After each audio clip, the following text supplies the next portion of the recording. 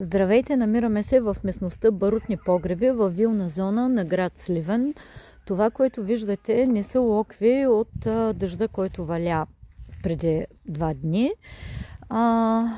Тази вода извира вече в продължение на около година, като многократно са подавани сигнали от живущите до ВиК с цел отстраняване на проблема.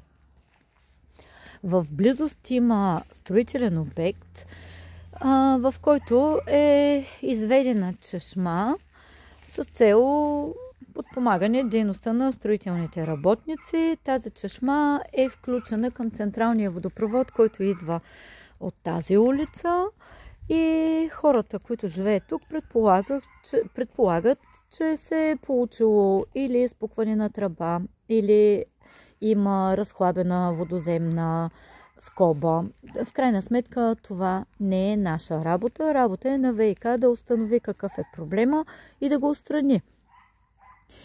Още повече, че на тези хора тук им се налага да покриват перманентно загуби по водопреносната мрежа, които са вследствие на аварии и обикновено се случват след общия водомер и им се начисляват към техните сметки. Последният такъв случай е, че са имали да погасяват задължения в размер на 7000 кубика, като ВиК Сливен им е опростило 6000 и в момента 15-16 семейства събират по 225 лева на семейство, за да погасят остатъка от 1000 кубика загуби.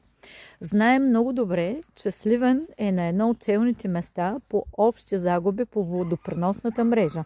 Винаги е над 80%.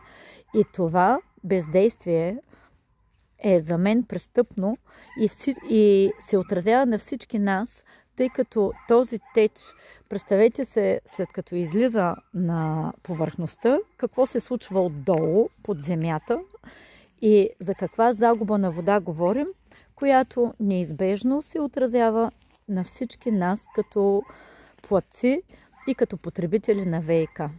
Благодаря.